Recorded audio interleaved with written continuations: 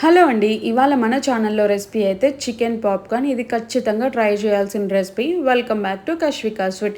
నేను చెప్పిన ప్రొసీజర్ అయితే ఫాలో అయిపోండి. ఖచ్చితంగా రెస్టారెంట్ స్టైల్ అయితే వస్తుంది చూడండి. ఇక్కడ నేను హాఫ్ కిలో చికెన్ అయితే తీసుకున్నానండి, స్కిన్‌లెస్. దీంట్లో బోన్స్ ఉన్నాయి, వితౌట్ బోన్స్ ఉన్నాయి. సో ఈ చికెన్‌ని ఒక 2-3 టైమ్స్ బాగా వాష్ చేసి వాటర్ లేకుండా ఒక బౌల్‌లో వేసుకున్నాను. ఆ తర్వాత నేను ప్రతి వీడియోలో చూపించినట్టే చికెన్ రెసిపీస్లో మ్యారినేషన్ ప్రాసెస్ అయితే సేమే ఉంటుందండి. సో మళ్ళీ నేను చెప్తాను, ఒకసారి చూసేసేయండి. ఉప్పు, కారం, పసుపు, జీలకర్ర పౌడర్, ధనియా పౌడర్, చికెన్ మసాలా, గరం మసాలా, మిరియాల పౌడర్ ఇవన్నీ వేసుకొని మనం ముక్కకి బాగా అంటేటట్టు కలుపుకోవాలండి. సో ఇలా అయినా కలుపుకోవచ్చు, లేదు అన్నీ ఒకేసారి అయినా కలుపుకోవచ్చు. నేను అన్నీ ఒకేసారి కలుపుతున్నాను చూడండి. అలాగే 1 టేబుల్ స్పూన్ అల్లం తెల్లగడ్డ పేస్ట్, అలాగే కొంచెం పెరుగు అండ్ నూనె వేసుకొని మనం ముక్కకి బాగా పట్టేటట్టు కలుపుకోవాలి.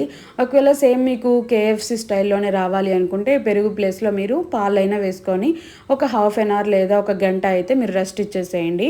ఈ లోపల చూడండి, నేను ఒక వేరే బౌల్ తీసుకొని అందులోకి 2 టేబుల్ స్పూన్ మైదా, అలాగే 2 టేబుల్ స్పూన్ కార్న్‌ఫ్లోర్ వేసుకొని, అలాగే ఉప్పు, కారం, నాకు ఆరిగానో ఫ్లేవర్ అనేది చాలా ఇష్టం అనమాట. అందుకని నేను కొంచెం ఎక్కువ వేసుకుంటున్నాను. మీరు నచ్చకపోతే స్కిప్ చేసేయచ్చు. సో ఇది కలిపి పక్కన పెట్టేసుకున్నాను. అలాగే ఇంకో బౌల్లోకి నేను ఐస్ క్యూబ్స్ తీసుకొని వాటర్ అయితే వేసుకున్నాను. ఈ వాటర్ అనేది మనకి చాలా కూల్గా ఉండాలి. ఇక్కడ చూడండి, నేను ఆల్రెడీ ఒక సాస్ ప్యాన్ తీసుకొని ఆయిల్ అయితే వేసుకొని, ఆయిల్ కొంచెం హీట్ అయ్యే లోపల ఇక్కడ చూడండి, మనం పౌడర్ అయితే కలిపి పెట్టుకున్నాం కదా, కార్న్ అలాగే మైదా, అదైతే కోటింగ్ చేసి పెట్టుకుంటున్నాను మనం మ్యారినేషన్ చేసుకున్న చికెన్కి. సో మనం ఒక్కొక్క పీస్ తీసుకొని బాగా ఇలాగా పౌడర్ని కోట్ చేసిన తర్వాత మనం తీసుకున్న చికెన్ని అలా ఐస్ వాటర్లో వేసేసేయండి. మనకి 1 నుంచి 2 నిమిషాలు ఐస్ వాటర్లో వేస్తే సరిపోతుంది చూడండి. ఆ తర్వాత వాటర్ అంతా కొంచెం బాగా పిండేసిన తర్వాత మళ్ళీ మనం ఇలా కోట్ చేసుకోవాలి. ఇలాగా 2-3 టైమ్స్ అలా చేసుకుంటే సరిపోతుంది. మీరు ఎక్కువ చేసుకోవద్దు, అప్పుడు మైదానే ఎక్కువ అనిపిస్తుంది మీకు. 2-3 టైమ్స్ సరిపోతుంది. సో చూడండి, ఇలా వేసుకొని మనం అన్ని కోట్ చేసి పెట్టేసుకోవాలి. రెస్ట్ ఇచ్చేయాలన్నమాట. మనం ఇలా రెస్ట్ ఇవ్వడం వలన ఏమవుతుందంటే ఆయిల్లోకి మనకి మైదా కానీ కార్న్‌ఫ్లవర్ కానీ ఎక్కువగా అవ్వదు. ఇలా అవ్వడం వల్ల ఏంటంటే చికెన్లో కొంచెం తేమ ఉంటుంది కదా, అది పీల్చుకునేస్తుంది అనమాట పౌడర్ని. సో చూడండి, ఇక్కడ నేను ఆల్మోస్ట్ మీకు లాస్ట్ స్టెప్ చూపిస్తాను చూడండి ఇక్కడ.